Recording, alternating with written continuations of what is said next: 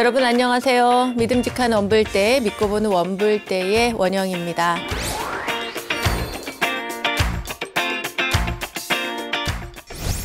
어느 날 부처님이 함께 길을 걷고 있던 제자 아난에게 물으셨습니다. 아난아, 수행자에게 좋은 도반이 있다는 것은 무엇을 의미하느냐? 이에 아난존자가 대답을 했죠. 세존이시여, 수행자에게 좋은 도반이 있다는 것은 수행의 절반을 완성한 것과도 같습니다. 그러자 부처님께서는 고개를 저으시며 이렇게 말씀을 하셨어요. 아난아, 그렇지 않다. 좋은 도반이 있다는 것은 수행의 전부를 완성한 것과 다름이 없다. 네, 이 이야기는 잡아암경에 담긴 부처님의 말씀인데요. 세속의 모든 욕망의 세월과 생활을 버리고 입산한 수행자들에 대한 불가의 첫 번째 가르침은 다름 아닌 좋은 이와의 사귐입니다. 좋은 도반이 있다는 것은 수행의 전부를 완성하는 것과 다름이 없다는 부처님의 말씀처럼 좋은 인연을 맺는 것은 우리가 수행을 하는 것에 있어서 매우 중요한 덕목이라고 할 수 있는데요. 그런 의미에서 원불대와 인연이 된 우리 원불대 가족들은 부처님 가르침을 따르는 불제자로서의 첫 번째 좋은 인연, 좋은 것을 만난 거라는 그런 확신이 듭니다. 글쎄요, 여러분은 어떠신가요? 자, 좋은 인연들과의 또 좋은 행을 우리가 함께 해야 하는데 걸림이 없겠죠. 우리도 함께 행복을 찾아 떠나는 길 즐겁게 출발해 보겠습니다. 여러분, 어서 모이세요.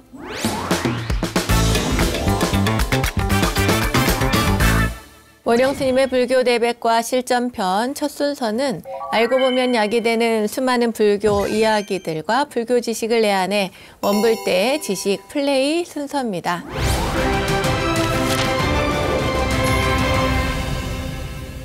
불교 출가자의 수행, 그 시작은 발심이라고 할 수 있을 것 같습니다. 발심이라고 하는 것은 일반적으로는 어떤 일을 하고자 하는 그런 마음을 먹었을 때 그때 발심했다 이렇게 이야기를 하잖아요. 출가자, 재가자 구분 없이 행하는 모든 행위는 바로 이 발심에서부터 시작이 됩니다. 모든 행위의 결과는 그 동기이자 원인인 발심으로부터 비롯된다는 것이죠. 그렇기에 출가 수행자들은 매일매일 새로운 발심으로 정진하라는 그런 무언의 경책으로 스스로를 되돌아보기도 하는데요.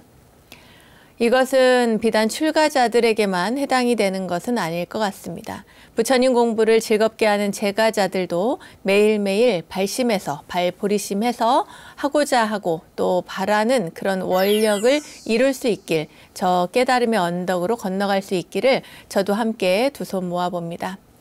자, 지난 시간에서부터 우리는 출가자의 수행 코스 1단계라는 주제로 초발심 자격문 공부를 하고 있어요. 오늘은 지난번에 초심 공부했고 오늘 발심인데요. 발심 수행장을 함께 지금부터 공부를 해보도록 하겠습니다.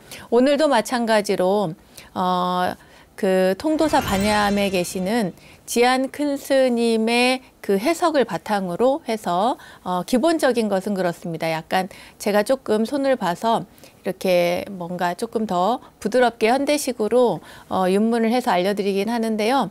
그래도 그 큰 스님께서 직접 번역하신 것을 바탕으로 한다는 것을 미리 여러분들께 알려드립니다. 신라 원효 스님이 출가 수행자를 위해서 지은 것이 바로 이 발심 수행장입니다. 발심에 관한 글을 원효 스님께서 이렇게 글을 적으셨는데요. 자, 그럼 제가 잘 못 읽지만 한번 낭독을 해보도록 할게요. 발심 수행장입니다. 부재불재불이 장엄정멸궁은어 다겁해의 사요 고행이요 중생이윤회 화택무는어 무량세의 탐욕불산이라 무방천당의 소왕지자는 삼독번뇌로 위자가제요 무효악도의 다왕입자는 사사오욕으로 위망심본이라 무릇 모든 부처님께서 정멸궁을 장엄하신 것은 오랜 겁을 두고 인욕하고 고행한 탓이요, 중생마다 불난집의 문을 윤회하는 것은 한량없는 세상을 살아오면서 탐욕을 버리지 못한 탓이니라. 모독에 막지 않는 천당에 가는 사람 적은 것은 삼독으로 자기 집 재물을 삼은 까닭이고, 꿰지 않은 악도에 가는 사람이 많은 것은 네 마리의 독사와 오용락으로 진심이 아닌 망심의 보배를 삼았기 때문이다. 네, 이제 여기에서 우리가 알 수 있는 구절 중에 윤회 화택문이라고 하는 그런 대목이 있는데요. 윤회 화택문은 법화경에 보면은 나오는 그런 그 비유입니다. 이 세상을, 중생들이 사는 이 세상을 그 불타는 집에 비유를 해서 이렇게 설명을 하고 있는데요. 여기 이 윤회 화택문도 또한 그런 것입니다. 말하자면 중생들이 그 이 세상에서, 세속에서 벗어나지 못하고 계속해서 윤회하는 것을 불난집의 문을 윤회하는 것이라고 이렇게 비유를 들어서 설명을 하고 있습니다. 뒤에 보면은 삼독 번뇌가 나오죠. 삼독 번뇌라고 하는 것은 삼독, 탐신, 진심, 그리고 어리석음, 탐진치 삼독이라고 하는 건 아마 여러분들 다 알고 계실 테니까요. 네, 삼독, 욕심, 성냄, 어리석음, 그리고 그 뒤에 나오는 그 네 마리 독사가 있어요. 사사오욕이라고 하는 단어가 있는데, 네 마리 독사는 우리 이 육신을 이 색으로 표현하는 우리 몸과 마음으로 우리가 가진 이 몸뚱아리를 설명을 하는데, 나를 이루는 요소가 오운이라고 한다면 오운 가운데 이 색수상행식의 색에 해당하는 것이 바로 지수화풍 사대다. 이 지수화풍을 바로 네 가지 뱀의, 네 마리의 뱀으로 이렇게 비유를 한 거고요. 그리고 그 뒤에 나오는 오용락을 이야기합니다. 오용락은 제욕, 색욕, 식욕, 그리고 명예욕, 수면욕, 이 5가지입니다. 그러니까 이 사사오욕으로 위망심보, 망심, 진심이 아닌 망령된 그런 번뇌망상에 들끓는 그런 마음, 그것을 가지고 우리가 보배로 삼아서 중생들은 살아가기 때문이다. 이렇게 이야기를 하고 있습니다. 자, 제가 이렇게 사실은 지금 처음이라서 이렇게 낱낱이 뜯어서 설명을 해드리는데요. 이게 오늘 발심수행장이 그렇게 짧지가 않습니다. 그래서 전체적인 흐름을 놓치지 않기 위해서 좀 가급적이면은 이제 끊지 않고 설명을 해드리도록 하겠습니다. 자, 두 번째 그럼 넘어가 볼까요? 인수부료 기산수도리 요많은 이부지는 애욕소전이니라. 연이 불기산수수심이나 수자실려가야 불사선행이여다 자락을 능사하면 신경여성이요 난행을 능행하면 존중여부리니라. 간타 머무른 심화 권속이요 자비 보시는 시 법방자니라. 사람이 누군들 산에 가서 도 닦기를 싫어하리요마는 애욕에 얽히어서 하지 못할 따름이다. 그렇지만 산속의 깊은 골에 가서 마음을 닦지는 못하더라도 자신의 능력을 따라 선행을 버리지 말지어다. 내가 세속에서 즐겨야 할 낙을 버린다면 성인처럼 신뢰받고 공경받을 것이요, 행하기 어려운 일을 능히 행하면 부처님처럼 존경받을 수 있다. 재물만 아끼고 욕심부리는 사람은 수행을 방해하는 마군의 권속에 불과하고, 자비로운 마음으로 보시하는 사람은 부처님이 되려는 보살이니라. 네, 마지막에 보면 자비 보시는 시 법왕자라고 그랬어요. 법왕자. 그러니까 자비로운 마음으로 보시하는 사람은 법왕, 우리 부처님을 가리켜서 보통 법왕이라고 합니다. 그러니까 법왕이 있으면은 예를 들어서 왕의 아들은 왕자잖아요. 왕자는 나중에 누가 돼요? 왕이 되죠. 그런 것처럼 우리가 또 수행을 열심히 해나가는 모든 사람들이 자비로운 마음으로 보시를 하면 결국에는 법왕의 아들이 되는 거죠. 법왕자가 된다, 보살이 된다라고 하는 의미를 담고 있습니다. 다음입니다. 고와 가문 진소거요 벽송심곡은 행자소선이라 기찬목과 하야 위기기장하고 가름유소하야 식기갈정이니라 기가매양하야도 자신은 정괴요 자교수호하야도 명필유종이니라 조양암혈로 위엄불당하고 해명합조로 위한시문이라. 높은 산 바위 솟은 곳은 지혜 있는 사람이 살 곳이요 극한 골짜기 푸른 소나무 있는 곳은 수행자가 깃들일 곳이다. 배고프면 나무 열매 따먹고 목이 마르면 흘러가는 물을 마시어 갈증을 풀지니라. 좋은 음식 먹고 몸을 돌봐도 끝내 죽고 마는 몸, 비단으로 감싸줘도 이 목숨 길이 살지 못하는 것이니 메아리 울려오는 바위 동굴로 염불하는 법당을 삼고 슬피 우는 새소리로 마음을 즐겁게 하는 벗을 삼을 것이니라. 네, 이런 내용을 담고 있습니다. 높은 산 바위 솟은 곳에 지혜 있는 사람이 살 곳이라고 하는 걸 보면은요, 우리가 어디에 머무느냐가 굉장히 중요한 것 같습니다.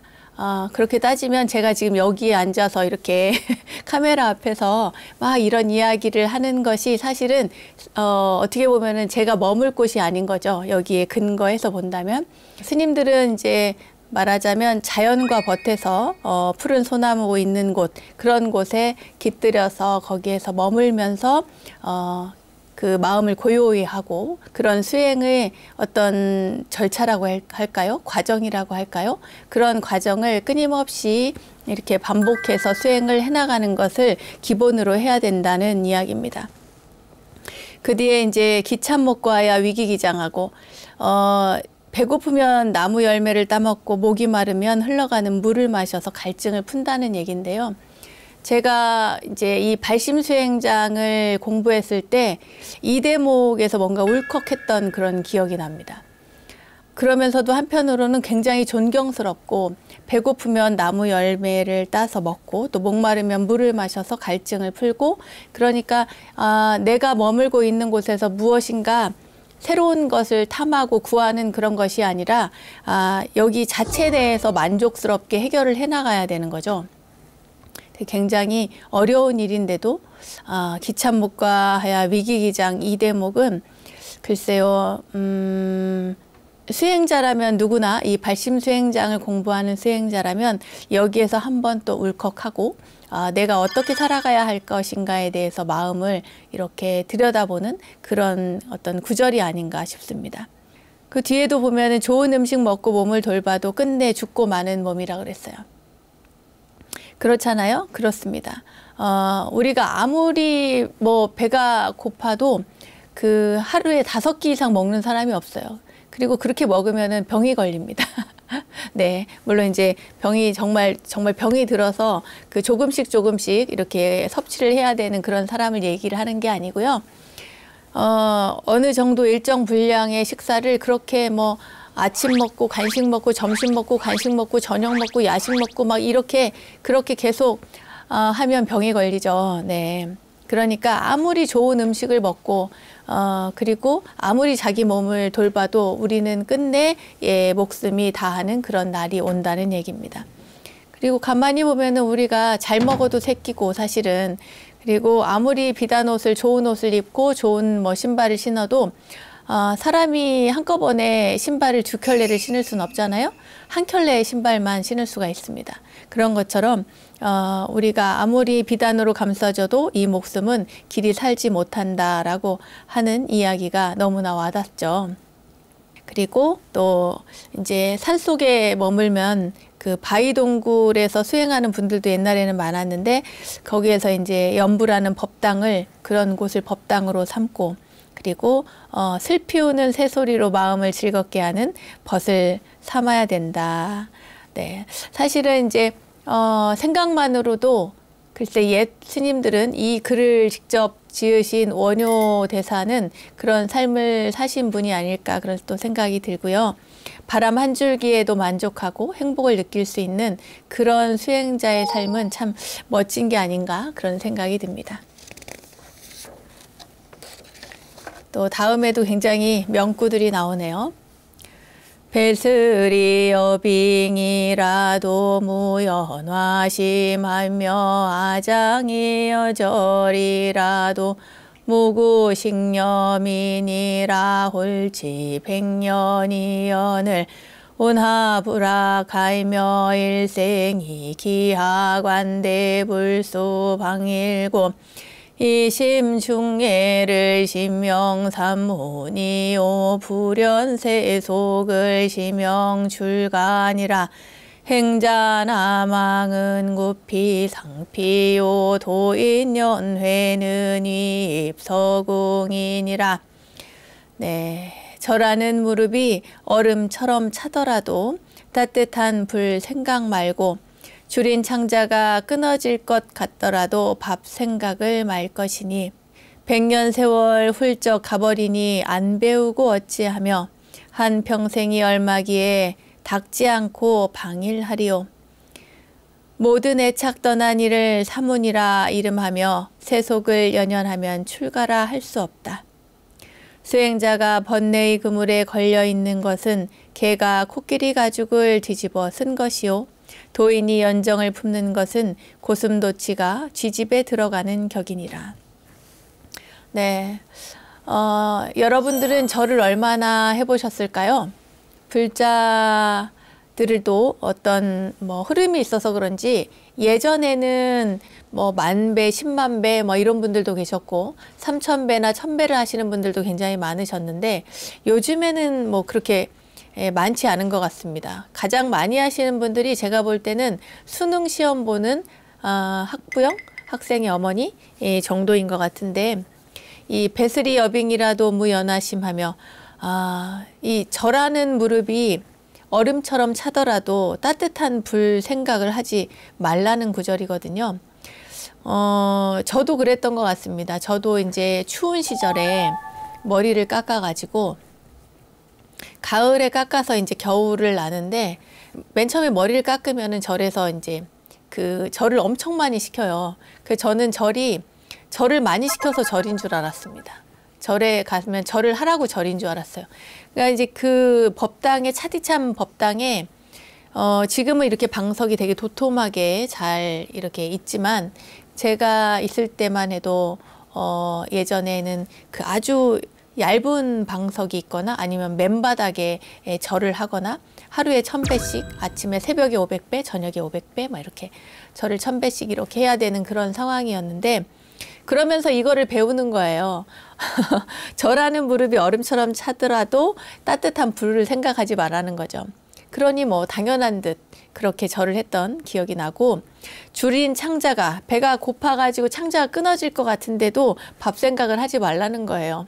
그래서 배고프다는 말도 못했던 것 같습니다. 이거는 거의 그 해서는 안 되는 금원에 가까웠던 그런 구절이 아니었나 싶어요.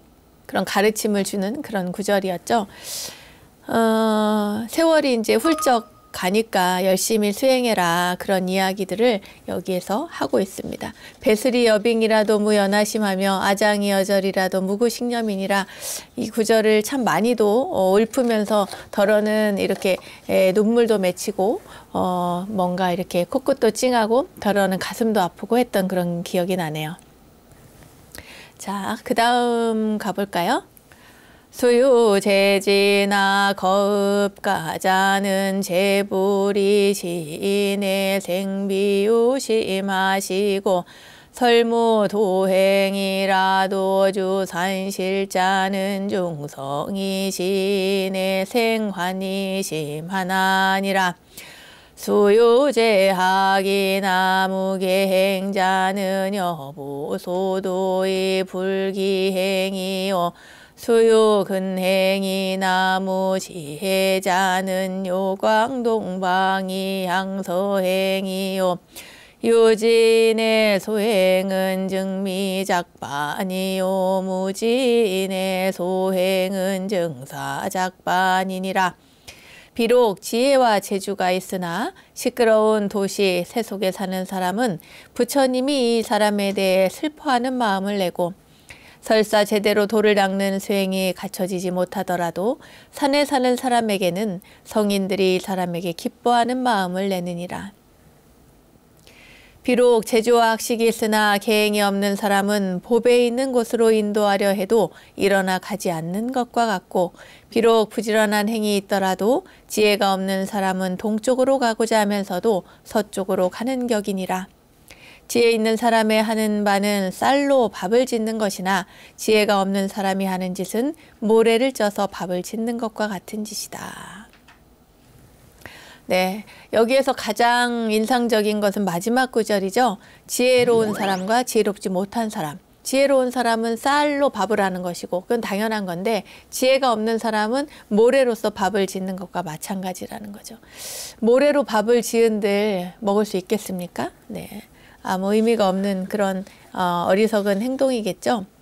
그런데 우리는 증미작반하지 않고 증사작반하는 모래를 쪄서 밥을 지으려고 하는 그런 어리석은 생각이나 행동을 하면서도 사실은 그것을 알지 못하고 그렇게 하는 때가 참 많이 있는 것 같습니다. 자신이 어떻게 살아가는지를 늘 살펴봐야 하는 그런 가르침을 주는 구절이 아닌가 싶습니다. 네, 그 뒤에도 굉장히 멋진 비유와 또 훌륭한 구절들이 나오는데요. 보겠습니다. 공직익식이 기장허대 불지학법이 개치시민이라 행지구비는 여거이륜이요 자리타는 여조양이기니라. 득죽 축원호대 불행이 의하면 역불단월의 응수지호며 특식 창패하대 부달기치하면 역불연성의 응참괴호와. 누구나 배가 고프면 밥을 먹어 줄인 창자를 채울 줄은 알지만 법을 배워 어리석은 마음을 고칠 줄은 모른다. 행과 지혜를 갖추는 것은 수레의 두 바퀴와 같고 나를 이롭게 하면서도 남을 이롭게 하는 것은 새의 두 날개와 같은 것이다. 죽을 얻고 축원을 하면서도 그 뜻을 알지 못하면 또한 단월에게 부끄럽지 않으며 밥을 얻고 염불하되 그 취지를 통달하지 못하면 또한 성현에게 참회하고 부끄럽게 여겨야 하지 않겠는가. 네, 자비로운 행 그리고 실천행, 그 행과 지혜가 마치 새의 양 날개가 달린 것과 같다. 네, 너무나 와닿는 구절이죠. 새가 이렇게 한쪽 날개만 가지고는 이렇게 날 수가 없잖아요. 양쪽 날개가 있어야만 날 수가 있는데 이것은 마치 수레의 두 바퀴와도 같고 새의 두 날개와도 같은 것. 바로 행과 해입니다. 지혜. 네. 그리고 뭔가 그 감사하게 시조 단월에게, 여기 단월이라고 하는 단어는 보시하시는 분들 그리고 시조하는 분들을 일컬어서 단월이라고 합니다. 이 단월에게 뭔가를 받았으면 그것이 작던 크던 할 것 없이 모두 감사하는 마음으로 받아야 되고 그분들을 위해서 축원을 하고 또 그 뜻을 우리가 잘 받아들여야 된다는 얘기겠죠. 그리고 또 밥을 먹고 또 얻어서 먹고 염불도 하면서 그 취지를 통달하지 못하면 부끄러운 일이다. 그런 이야기를 담고 있습니다.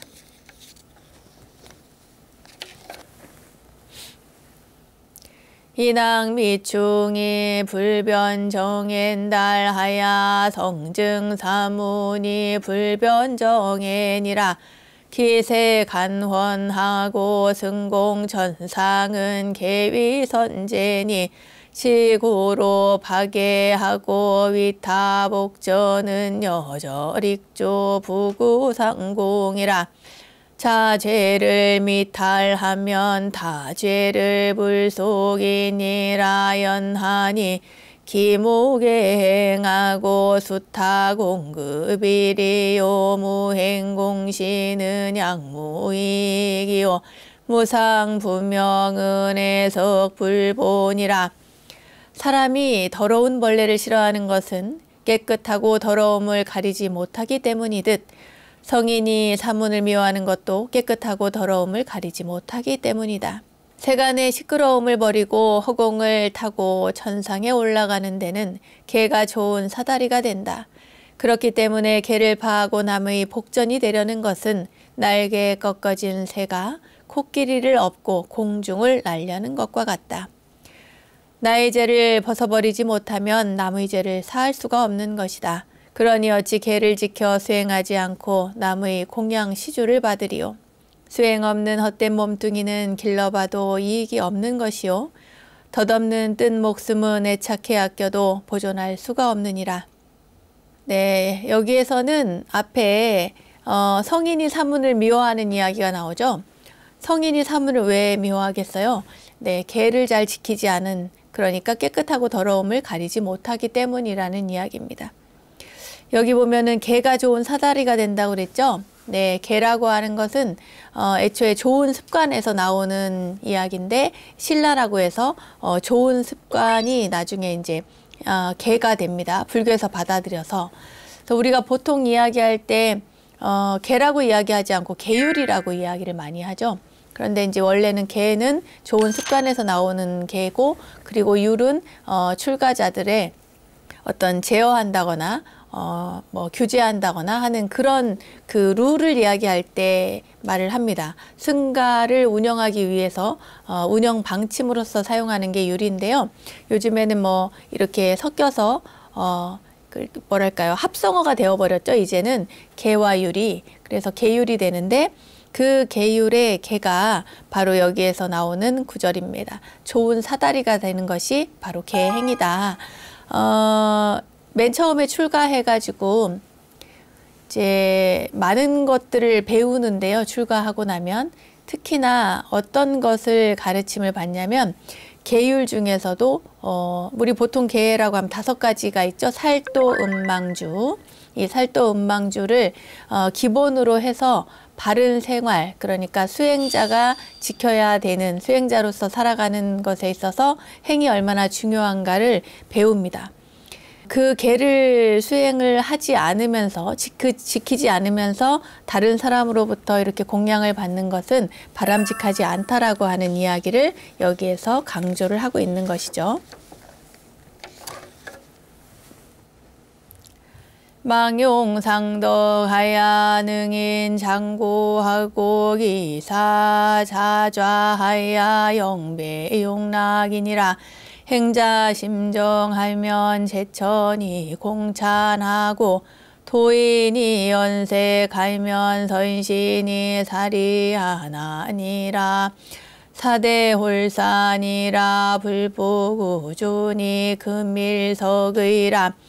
파행조제인저 세락은 우고원을 핫함 작제며일이니 장락이연을 하불수제리오. 용상의 덕을 바라면서 능히 긴 세월의 괴로움을 참고 살고 사자의 자리를 기약하여 길이 용락을 등지고 살아야 한다. 수행자의 마음이 깨끗하면 하늘이 함께 칭찬하고 도인이 여인을 그리워하면 선신들이 버리고 떠나버린다. 사대로 이루어진 이 몸은 호련히 흩어져 버리는 것이라. 오래도록 머물미 보장되지 않는 것. 오늘이 벌써 저녁인가 했더니 어느새 아침이 오는구나. 세상의 용락이 죽은 뒤의 고통이거늘 어찌 탐착하며 한번 참는 것이 긴 즐거움이거늘 어찌 닥지 아니하리오. 뭔가 수행자가 지녀야 되는 마음가짐에 대해서 이야기를 하는데요. 용상의 덕을 바라면서, 용상은 임금님이 머무는 곳이죠. 용상의 덕을 바라면서 능히 긴 세월의 괴로움을 참고 살지 않으면 안 된다는 거죠. 뭔가 이익을 얻으려면, 큰 뜻을 이루려면 내가 인내하는 시간이, 괴로움을 참는 시간이 필요하다는 것입니다. 사자의 자리라고 하는 것은 결국 깨달음의 자리, 부처가 되는 자리, 부처의 자리겠죠. 그 깨달음을 위한 그 길을, 그 자리를 약속을 해놓고 가겠다고 마음을 먹고는, 그리고는 이 길에 들어섰으면 욕락을 멀리해야 된다는 거죠. 오욕락처럼 욕망을 멀리해야 된다, 쾌락을 멀리해야 된다는 그런 가르침을 말합니다. 이렇게 수행자의 마음이 깨끗하면 그러면은 모두가 다 칭찬을 한다는 얘기인데요. 만약에 그러지 아니하고 계를 지키지 아니하고 이렇게 돌을 닦는 수행자가 여인을 그리워한다거나 색을 그리워한다거나 하면 바로 선신들이 모두 다 떠나버린다는 이야기입니다. 네, 사대로 이루어진 이 몸, 네, 지수화풍이라고 아까 말씀드렸죠. 그런 몸이 다 홀연히 다 흩어져 버린다. 이 무상에 대한 가르침, 그리고 다 사라져 버리고 나는데 또 이렇게 시간이 금방 가는데 열심히 수행 정진을 해야 되지 않겠느냐라고 하는 그런 이야기를 담고 있습니다. 도인 담은 시행자 수치요 줄가부는 시군자 소손이라 차원이 부진이 언을 담착불이 알면 제이무진이 언을 부단 애착하며 자사무한이 언을 세사불사하며 비모무제언을 절심불기로다 금일부진이언을 조악일다하며 명일무진이언을 작선일소하며 금년부진이언을 무한번뇌하며 내년무진이언을 부진보리로다.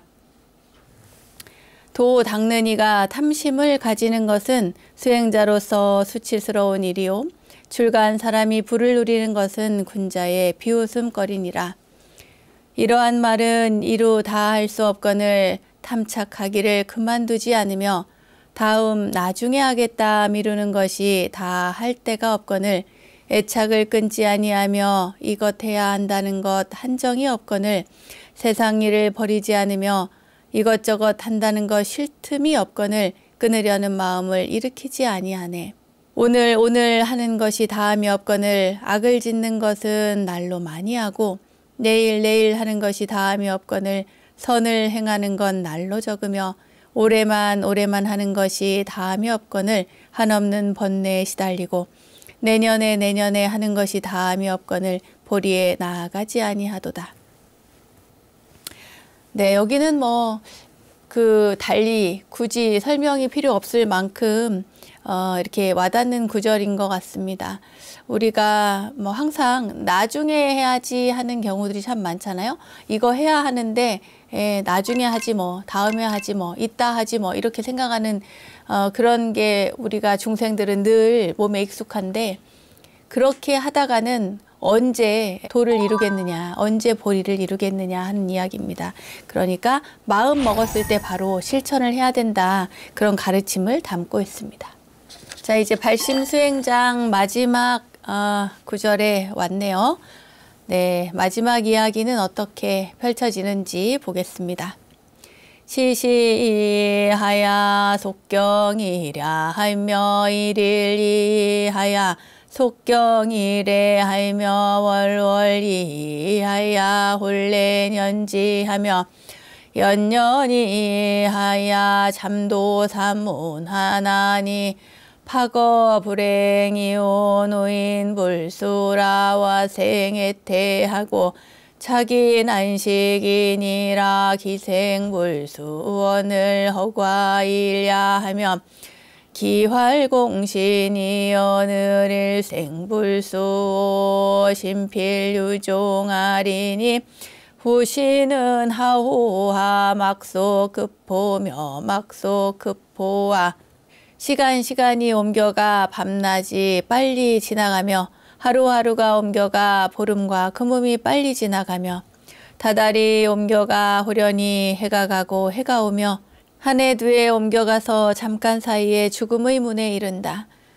부서진 수레는 가지 못하는 법이요 늙어지면 수행하기 어려운데 누워서 게으름을 내고 앉아서 어지러운 생각만 일으키고 있구나. 얼마나 살 것이기에 닥지 아니하고 헛되이 밤낮을 보내며 얼마나 살아있을 헛된 몸이기에 일생을 수행한 번 아니하는가. 몸은 반드시 죽고 마는 것이니 죽은 다음에 받는 몸은 어찌할 것인가. 급하지 아니하며 급하지 아니한가. 네, 막속급포며 막속급포와 그랬어요. 급하지 아니하며 또한 급하지 아니한가 라고 하는 마지막 구절을 우리가 기억을 해야겠습니다. 늙어지면 수행하기가 어렵죠. 그런데 우리는 게을러서 또 수행을 멀리하고 귀찮아하고 하잖아요. 네, 참, 파거불행이요 노인불수라 이 단어도 오래오래 마음에 새겨야 될 것 같습니다.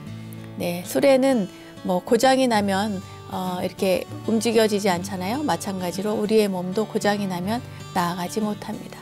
지금 이 몸을 가졌을 때 열심히 정진하고 수행해 나가야 될 것 같습니다.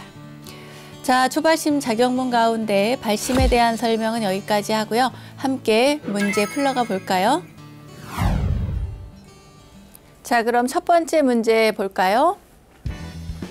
다음 중 발심 수행장을 쓴 이는 누구인가? 1. 원효 스님, 2. 현장 스님, 3. 의상 스님, 4. 진울 스님.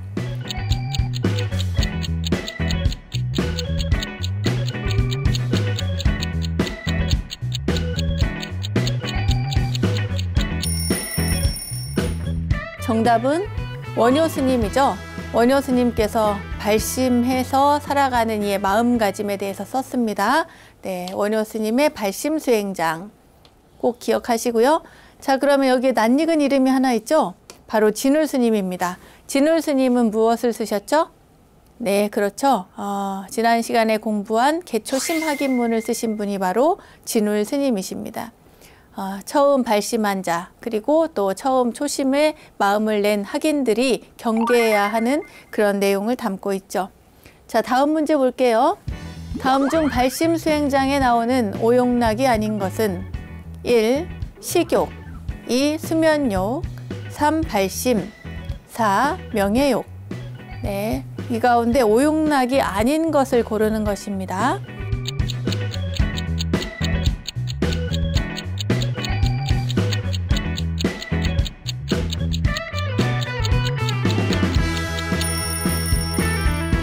정답은 3번 발심이죠. 네, 오용락이라고 하면 식욕도 들어있고 수면욕도 있고 명예욕도 있습니다. 이 가운데 또 이 세 가지 말고 또 빠진 두 가지가 있는데요. 그게 뭘까요? 바로 재욕입니다. 재물, 재욕이고요. 재물에 대한 욕망, 그리고 또 하나가 있죠. 뭘까요? 색욕입니다. 네, 이성에 대한 욕망, 재욕, 색욕, 이 5가지가 바로 뭐라고요? 오용락입니다. 오용락, 질문은 발심 수행장에 나오는 오용락이 아닌 것을 얘기하라고 했어요. 오용락이 아닌 것은 바로 발심이죠. 네. 이 발심은 그럼 무엇인가? 이것도 한번 따져볼까요? 여러분, 우리가 공부 많이 했습니다. 발심이라고 하는 것은 발보리심의 준말입니다. 발보리심의 준말이 발심이다. 그럼 발보리심은 뭐의 준말일까요? 발, 안욕 따라 삼맥 삼보리심의 준말입니다. 깨달음을 향해 가는 그런 마음이죠. 자, 여기 써볼까요? 발심은 뭐다? 발, 보리심이다. 그리고 이 발, 보리심은 또 뭐다? 발, 안욕 따라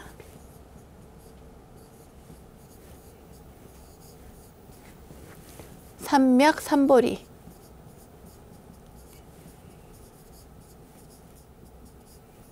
이의 준말이다. 여러분 기억을 해두시면 좋을 것 같습니다.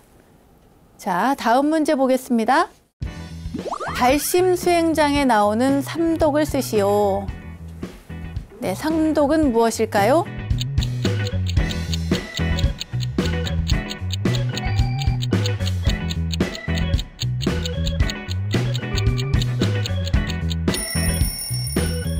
정답은 바로 탐진치를 말합니다.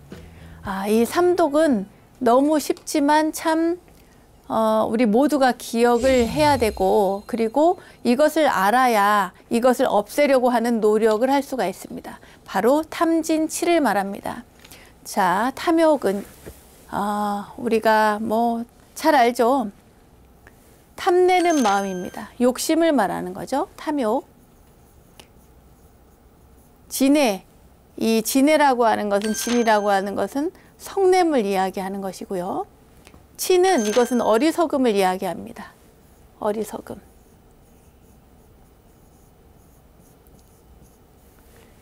자, 이 탐진치, 이 삼독을 제거하기 위해서 우리는 끊임없이 배우고 노력을 하는데요. 이 끊임없이 배우고 노력하는 그것이 무엇일까요? 그게 바로 이 삼독을 제거하기 위한 삼학, 개정해 삼학을 이야기합니다. 네. 자.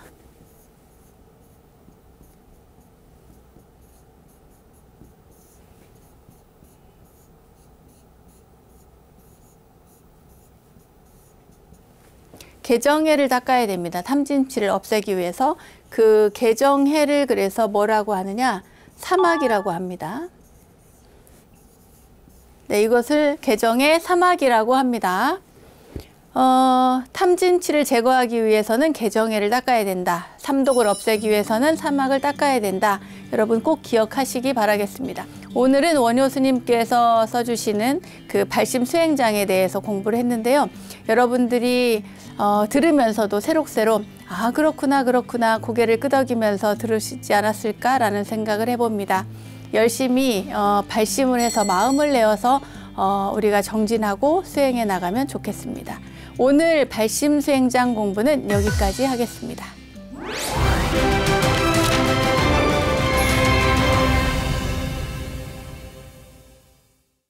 우리들 인생길에 마주한 이야기 하나로 삶을 향기롭게 만들어가는 시간, 마음을 여는 시간, 불문입니다.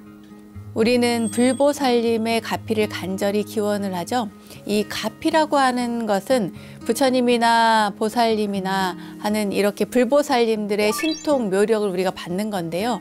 중생의 간절함이나 지극한 정성에 의해서 생겨날 수 있는 불가사의한 인연으로 얻어지는 것이 바로 가피입니다. 그런데요, 여기에서 중요한 포인트가 하나 있습니다. 아무리 부처님과 불보살님들의 가피가 있더라도 간절함과 지극함이 없다면 절대로 그 복락은 누릴 수가 없다는 것이죠. 또한 불법 인연을 맺지 못한다면 이 귀한 가피 또한 얻을 수가 없을 것 같습니다. 자, 오늘은 진리를 바라보지 못하는 무명으로 눈앞에서 부처님을 보지 못하는 어리석은 중생의 이야기인데요. 그럼 지금 함께 만나보시죠. 어느 날 안한존자는 부처님을 모시고 가다가 사이성 입구에서 어떤 불쌍한 할머니를 만났습니다. 마음이 따뜻한 안한존자는 그 할머니를 보는 순간 더할 수 없는 연민이 막 일어났어요. 가엾다는 생각이 일어난 거죠. 그래서 부처님께 청합니다. 부처님, 제발 저 할머니를 좀 만나주세요. 부처님의 몸에는 32가지 뛰어난 특징이 있습니다. 그런 부처님을 뵙게 되면 저 할머니는, 노보살님은 더할 수 없는 기쁨이 일어나서 마음이 열려서 부처님의 법문을 듣게 될 것입니다. 그런데 의외로 부처님은 이런 대답을 하셨어요. 저 연세가 드신 할머니는 나와 만날 준비가 되어 있지 않구나, 이렇게 말씀을 하셨어요. 하지만 안한존자는 그 할머니가 가엾다는 생각에 거듭거듭 부처님께 청을 이렇게 넣었고, 부처님은 그런 안한존자의 청에 못 이겨서 그 할머니 곁으로 이렇게 다가갔어요. 그런데 참 묘한 일이 벌어졌습니다. 부처님이 이렇게 할머니 앞으로 이렇게 뚜벅뚜벅 걸어갔는데, 그때 그 할머니는 고개를 뒤로 돌리는 거예요. 이렇게 마치 뒤에서 누가 다급하게 부르는 소리라도 들린 것처럼 뒤를 돌아보는 거죠.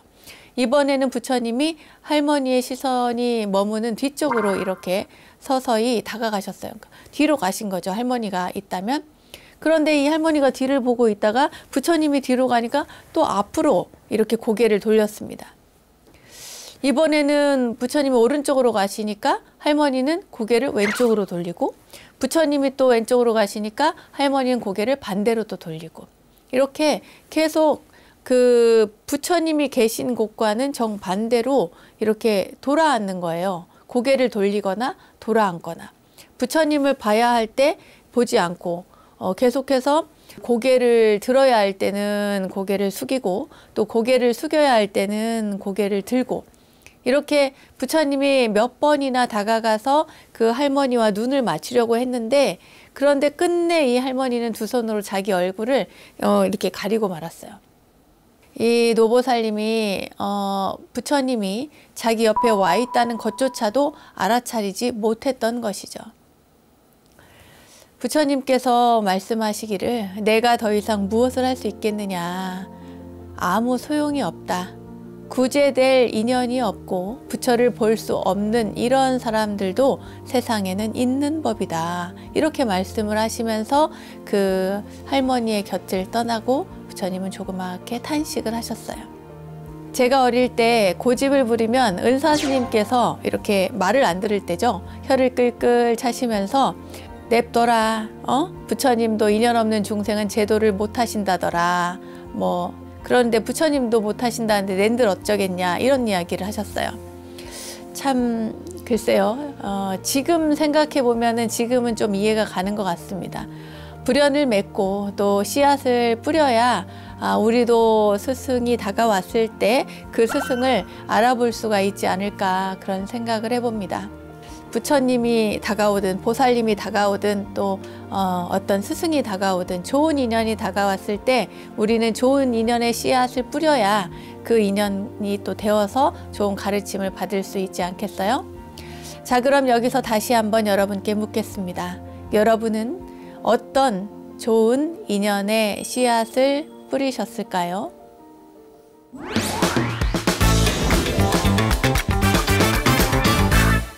부처님의 가르침을 실생활에 적용할 수 있도록 친절하게 설명해 드리고 있는 원영스님의 불교 대백과 오늘은 수행자 필수 코스 1단계라는 주제로 초발심 자격문 가운데 발심 수행장을 공부해 봤습니다. 인연 없는 종생은 부처님이 눈앞에 있어도 보지 못한다 라고 하는 그 부처님이 눈앞에 계셔도 보지 못하는 할머니 이야기도 여러분들께 전해드렸습니다. 자, 알매지혜가 가득한 시간 원불대 오늘은 여기까지입니다. 불교 공부는 물론 삶의 지혜를 찾는 시간 만들어 가시기 바라고요. 공부하는 원불대, 수행하는 원불대 다음 시간에 또 만나요. 감사합니다.